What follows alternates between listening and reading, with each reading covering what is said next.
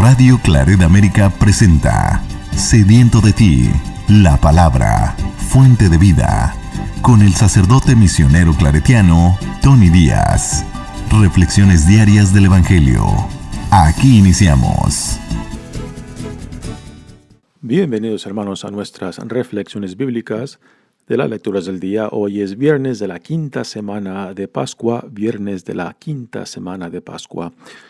La primera lectura de hoy viene de los Hechos de los Apóstoles, capítulo 15, versículos 22 al 31. En aquellos días, los apóstoles y los presbíteros, de acuerdo con toda la comunidad cristiana, juzgaron oportuno elegir a algunos de entre ellos y enviarlos a Antioquía con Pablo y Bernabé. Los elegidos fueron Judas, llamado Barsabás, y Silas, varones prominentes en la comunidad.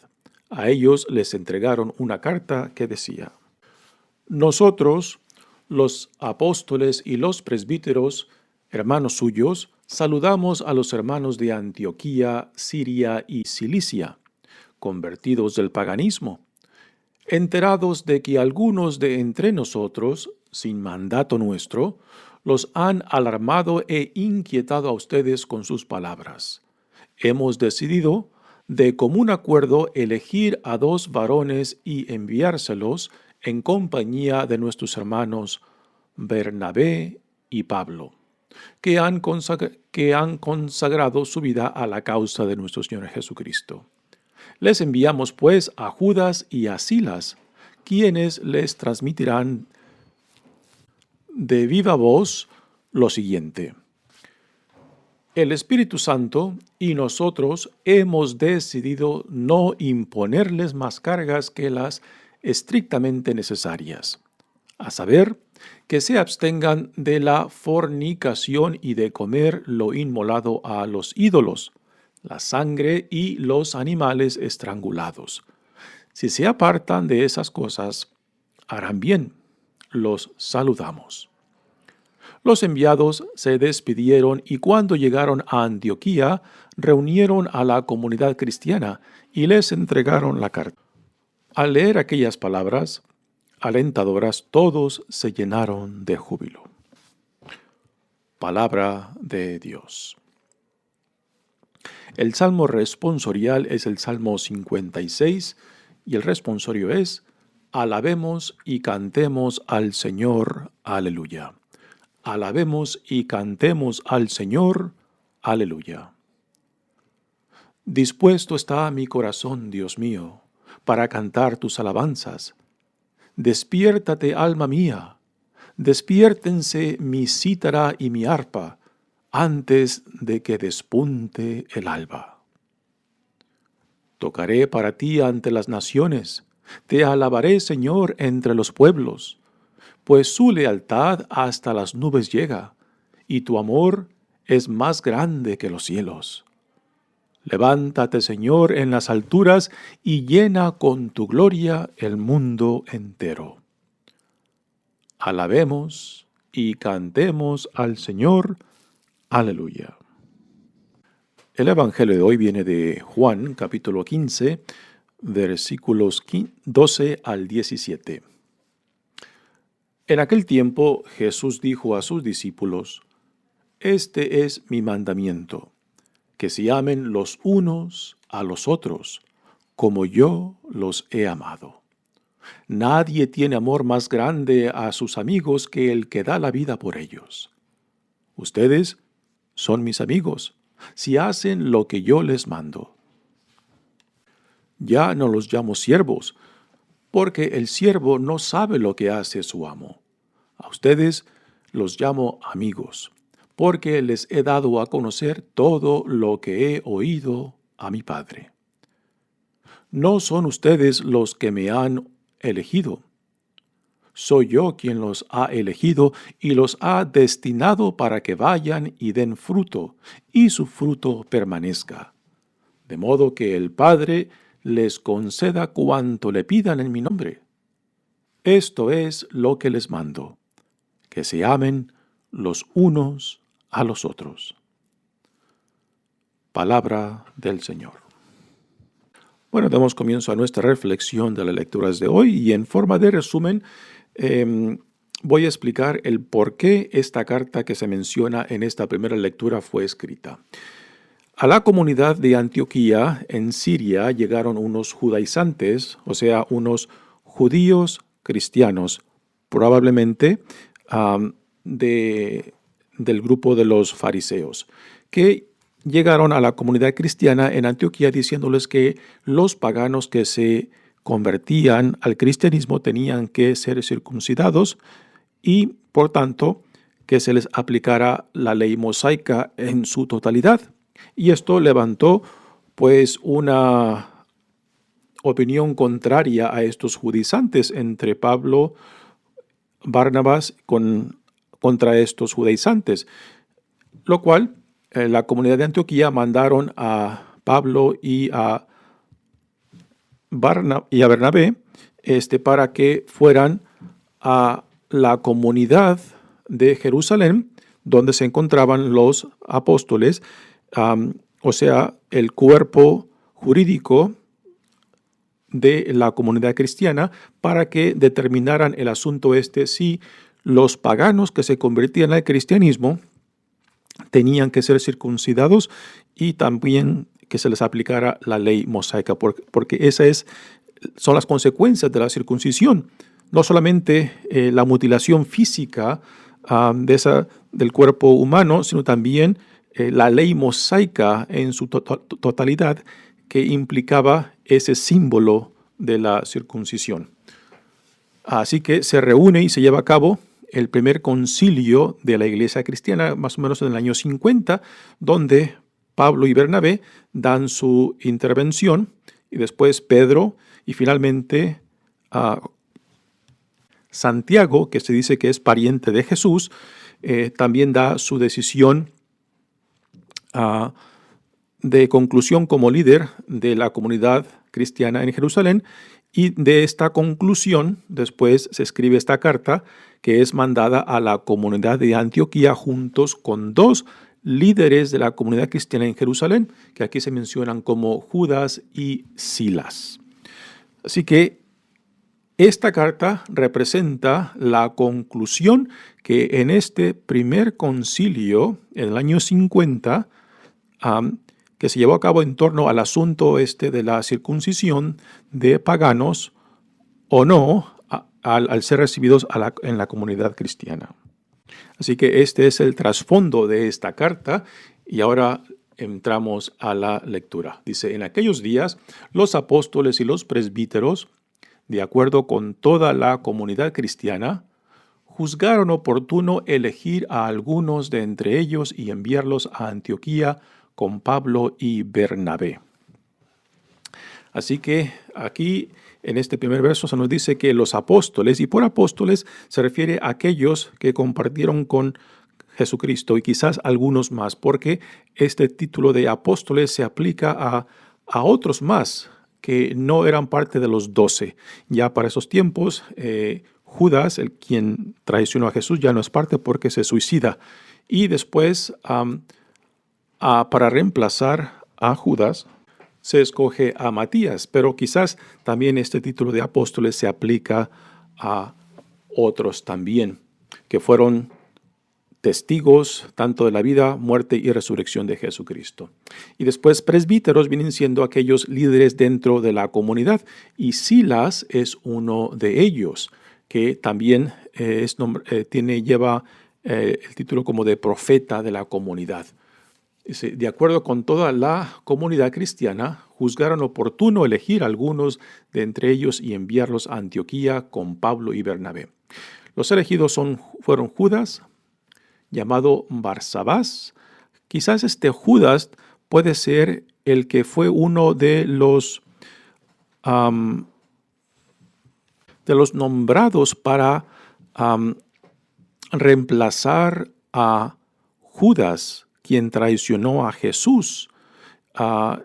Fueron varios y entre esos, pues, Matías fue escogido, pero este nombre de Barsabás también es otro de los que habían escogido para que reemplazaran a Judas Iscariote. Dice, varones prominentes de la comunidad. Con esto nos quiere decir que eran líderes dentro de la comunidad cristiana en Jerusalén. A ellos les entregaron una carta que decía, y ahora los Hechos de los Apóstoles nos dan aquí la cita, o sea, el contenido de esta carta que mandan con Silas y Judas. Dice, nosotros, los apóstoles y los presbíteros, hermanos suyos, y es interesante que dice hermanos suyos, así que aquí hay una unidad en Cristo, hay una unidad de fe.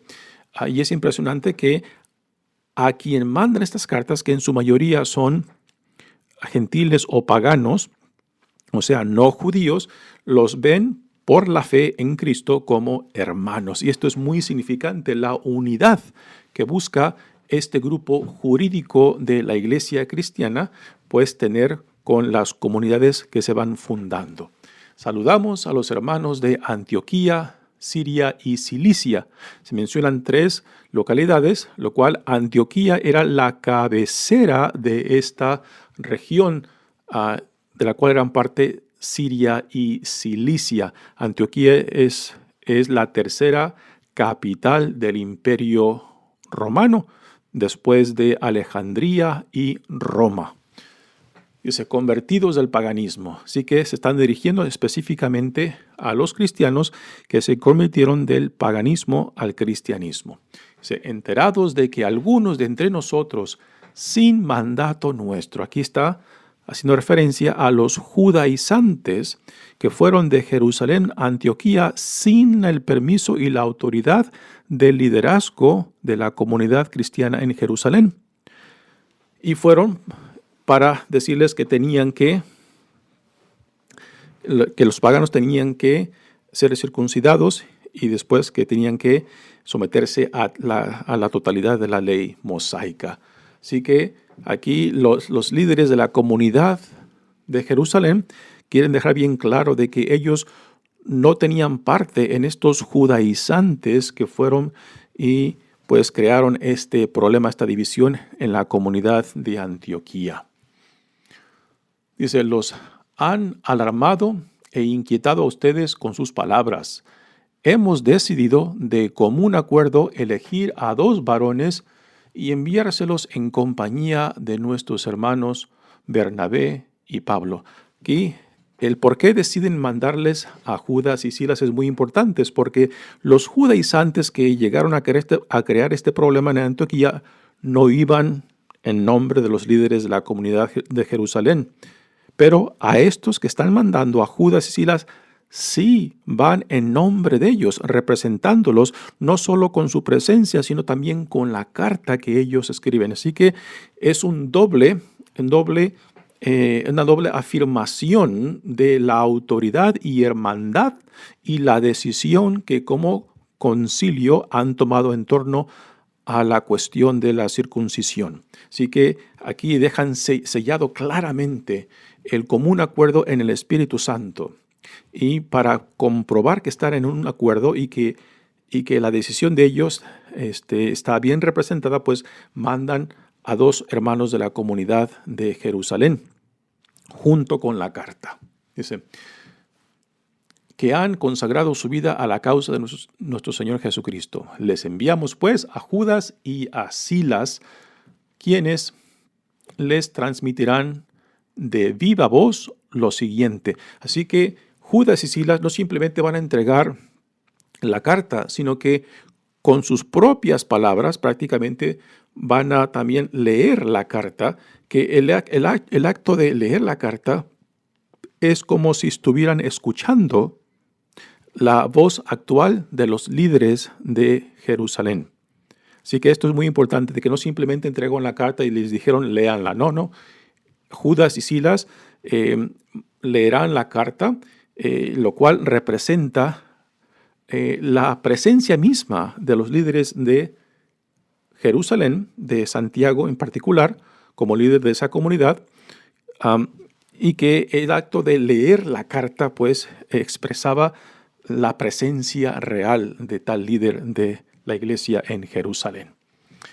Y ahora viene específicamente el tema de la decisión que este concilio tomó en torno a este asunto.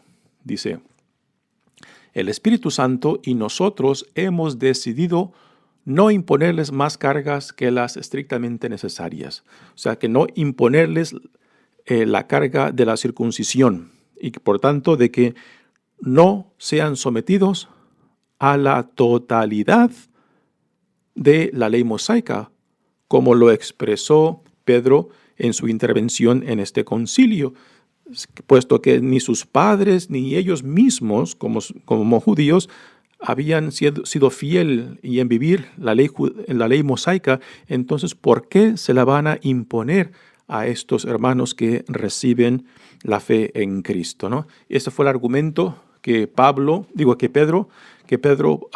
expresó dentro del concilio y que fue aceptado por la comunidad reunida en torno a este asunto. Pero aún otra vez aquí se repite las prescripciones que también decidieron para estos hermanos de la comunidad en Antioquía. Y aquí pues se refleja un punto medio, ¿no? No se decide aplicar la ley mosaica a los gentiles o paganos que se convierten al cristianismo, pero tampoco los que deciden esta decisión, que la mayoría son judíos, tampoco deciden despegarse totalmente de algunas de las tradiciones judías que sí están ligadas a la ley mosaica, pero que no son de mucha imposición sobre los no judíos. Y ahora viene lo que ellos le recomiendan, pero que no se los imponen necesariamente. Con el tiempo, aún estas prescripciones que el concilio decide para la comunidad de cristianos, pues con el tiempo también desaparecerán porque eran prescripciones propiamente de tradición judía, que cuando el número de cristianos sobrepasó el número de aquellos judíos cristianos, pues lo tradicional del judío cristiano fue desapareciendo. Y esto se lleva a cabo más rápidamente después de que la iglesia cristiana se empieza a apartar y a encontrar su propia identidad aparte de la comunidad judía. Esto ya en la segunda y tercera generación se empieza a llevar a cabo. Así que ahora tenemos las prescripciones que este concilio da a la comunidad, que en su mayoría está compuesta por gentiles o paganos cristianos en Antioquía. Dice, que se abstengan de la fornicación y de comer lo inmolado a los ídolos. Ya ayer expliqué un poco acerca de estas prescripciones que estaban íntimamente conectadas con tradiciones judías, pero que tampoco son, digamos, algo de otro mundo o necesariamente difíciles de cumplir, porque venían en gran parte de normas éticas. Por ejemplo, la de abstenerse de fornicación, de mantener sagrado el matrimonio, ¿no? Nada de otro mundo, son prescripciones éticas, morales, que formaron parte tanto de la comunidad y aún son parte de la comunidad cristiana, aun cuando después se desliga de la tradición judía. De comer lo inmolado a ídolos, esto para no crear confusión entre aquellos que tengan una sensibilidad religiosa, o sea, de que al consumir carne o alimentos ofrecidas a ídolos, de que esto pueda causar un conflicto moral o religioso para aquellos de sensibilidad religiosa. Pablo, en sus cartas, dice, él no tenía ningún problema de consumir comida a ídolos porque sabía de que no creía en los ídolos, por consideración de la sensibilidad moral y religiosa de algunos hermanos, Pablo nos dirá que se abstendrá de consumir carnes o alimentos sacrificados a ídolos. Las últimas dos prescripciones en torno a la sangre y los animales estrangulados pues tienen que ver estrictamente con prácticas judías. Para el judío la vida está en la sangre y por eso el consumir la sangre es un tabú, simplemente es algo que no se hace porque es tomar la vida misma de animales o de seres humanos. Por eso todo animal que es matado primero se desangra antes de que la carne de ese animal pueda ser consumida. Y los animales estrangulados, también hay una ley judía que prescribe en contra de eso, también porque al ser estrangulado pues no ha sido desangrado y que por tanto esto es contradictorio a la ley mosaica, ¿no? Pero repito, esto con el tiempo, estas prescripciones, particularmente de la sangre y los animales estrangulados, con el tiempo van desapareciendo cuando el número de cristianos no judíos pues supera a los judíos cristianos. Y con el tiempo también la separación que se lleva a cabo entre la comunidad cristiana de la judía, pues esto va a llevar a una distinción y una identidad a veces en antagonismo y en conflicto con la comunidad judía, lo cual lleva a cabo este rechazo de todo lo que tenga que ver con el judaísmo. Tristemente, puesto que no podemos negar que nuestros principios están íntimamente conectados con el judaísmo. Y finalmente, la carta termina con saludos. Dice, los enviados se despidieron y cuando llegaron a Antioquía reunieron a la comunidad cristiana y les entregaron la carta. Al leer aquellas palabras alentadoras, todos se llenaron de júbilo. Así que aquí nos da en resumen la experiencia al recibir estas buenas noticias del primer concilio que se llevó a cabo en Jerusalén en torno a la circuncisión. Imagino que los hombres gentiles o paganos cristianos, pues se han de haber relajado mucho porque la circuncisión implicaba una mutilación física del cuerpo, ¿no? Que para el hombre en particular, pues algo muy delicado, particularmente porque tiene que ver con la parte del cuerpo que en gran parte pues determina el sentido masculino, el sentido de sentirse hombre. Así que fueron buenas noticias para los gentiles o paganos cristianos en la comunidad de Antioquía. Bueno, pasamos ahora al Evangelio de hoy, que viene de Juan. Nuevamente, el contexto de este Evangelio es de la última cena. Jesús está aún todavía hablándoles, preparando a su pequeño rebaño para su ya próxima partida, que significa su arresto, condenación, muerte, crucifixión y resurrección. Y obviamente los discípulos están tristes y afligidos. Nuevamente Jesús les da en este Evangelio de hoy un resumen de todo lo que ha venido hablando.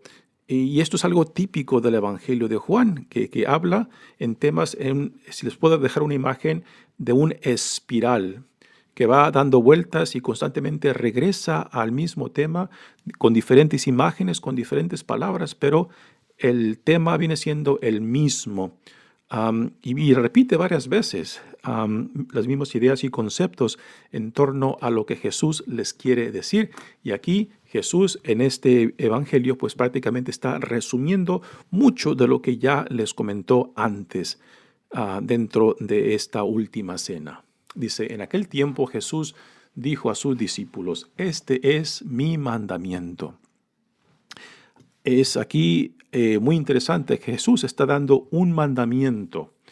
No es un mandamiento nuevo, pero es un mandamiento que fácilmente se puede conectar con todo lo que leemos tanto en el Antiguo Testamento y como en lo que Jesús dice acerca de su relación con Dios Padre. De que el amor del Padre está encarnado en Él mismo y que por tanto la forma en que Él ama a los suyos, pues es una expresión del amor que Él comparte con Dios mismo. Y este mandamiento, pues es fascinante, porque dice, este es mi mandamiento, que se amen los unos a los otros como yo los he amado. Jesús no dice, este es mi mandamiento, que amen a mi Dios Padre o que me amen a mí. No, que se amen los unos a los otros. Y aquí, ¿con qué tipo de amor? Y el tipo de amor y la calidad del amor, el estilo del amor, Jesús lo manifiesta en sí mismo. Que se amen los unos a los otros como yo los he amado. Que se amen los unos a los otros como yo los he amado. Así que para Jesús, Él sabe de que el trasfondo de este tipo de amor al cual Él ahora manda a sus discípulos que se comparta entre ellos, ese tipo de amor es el amor que solamente Dios lo puede dar. Y el tipo de amor del cual habla es el amor ágape. Y este tipo de amor ágape tiene una singularidad que se enfoca explícitamente en el bien del otro.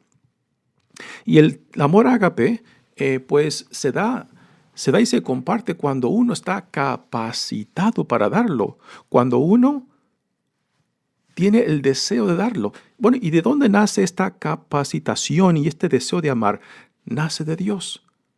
Cuando yo, por la pura gracia de Dios, me encuentro que soy amado, que soy aceptado, que soy reconstituido como hijo, como hija amada de Dios.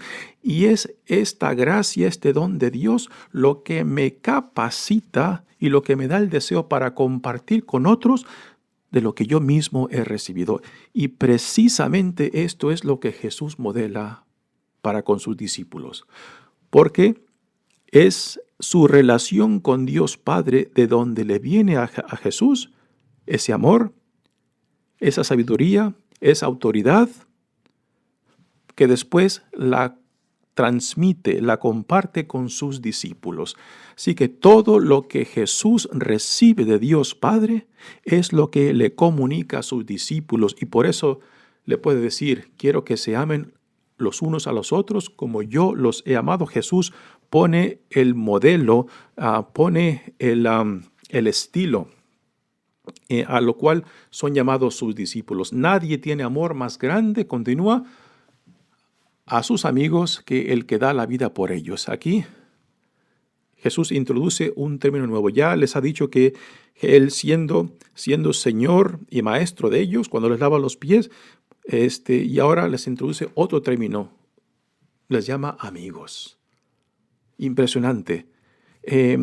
Está creando un sentido de hermandad, no digamos de igualdad, porque Jesús, aunque Él busca la hermandad, no significa de que Él quiere rebajarse en su relación. ¿A qué viene esto?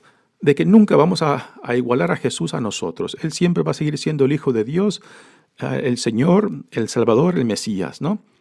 Pero eso no le impide de que Él se anonade, de que Él se haga uno con sus discípulos en la forma que los ama, porque todo cuanto comparte, todo cuanto les enseña es precisamente lo que Él mismo ha recibido de Dios Padre. Y por eso los llama amigos, porque no se ha reservado nada para sí mismo, sino todo lo que Él ha recibido de Dios Padre lo ha compartido con sus amigos. Por eso le dice, ustedes son mis amigos si hacen lo que yo les mando. Ya no los llamo siervos, porque el siervo no sabe lo que hace su amo. El siervo no sabe lo que hace su amo. Así que a ustedes los llamo amigos porque les he dado a conocer todo lo que he oído de Dios Padre. Así que aquí Jesús crea una apertura de corazón, una apertura de gratitud, porque Él reconoce que todo cuanto es, todo cuanto tiene, ha venido de Dios Padre, y que por tanto Él lo transmite como un cristal claro y transparente, transmite la luz, ¿no? Y es el modelo al cual somos llamados como discípulos de Jesús también, a que seamos ese tipo de cristal que transmita tanto cuanto hemos recibido, puesto que nada es nuestro y todo lo que viene de Dios tiene que producir fruto. Porque si no lo transmitimos, entonces nos convertimos en obstáculos, como un cristal empañado, que al estar empañado, pues entonces no transmite claramente la luz que es. Y por eso Jesús les dice después, no son ustedes los que me han elegido, soy yo quien los ha elegido. Nuevamente regresa al tema del llamado. Es Dios quien los ha elegido, soy yo quien los ha elegido y no son ustedes. Así que poner los ojos y la confianza en aquel que nos ha llamado, puesto aquel que nos ha llamado y escogido es también quien nos dará lo que necesitamos. ¿Para qué? Y Jesús aquí lo dice, ¿para qué? Para producir fruto. Y los ha destinado para que vayan y den fruto y su fruto permanezca. No puede ser más claro. Aquel que nos llama, aquel que nos manda, es quien también nos dará lo que necesitamos para producir frutos, frutos para el reino, frutos que permanezcan. De modo que el Padre les conceda cuanto le pidan en mi nombre. Nuevamente aquí Jesús como intercesor nuestro a la derecha del Padre. Esto es lo que les mando y aquí nuevamente repite lo que ya les ha dicho, que se amen los unos a los otros. Nuevamente, esto es muy interesante porque Jesús dice no, que su mandamiento no es de que solamente me amen a mí o al Padre, de que se amen unos a nosotros. Y Jesús entiende que el trasfondo de este tipo de amor es el don que Dios nos da, que hace posible lo que Él nos manda, amarnos los unos a los otros. Muy bien, hermanos, mi nombre es Padre Tony Díaz, misionero claretiano. Que Dios los bendiga. Radio Claret América presentó Sediento de ti, la palabra. Fuente de vida. Sus comentarios son importantes. Contáctenos en radioclaretamerica@gmail.com.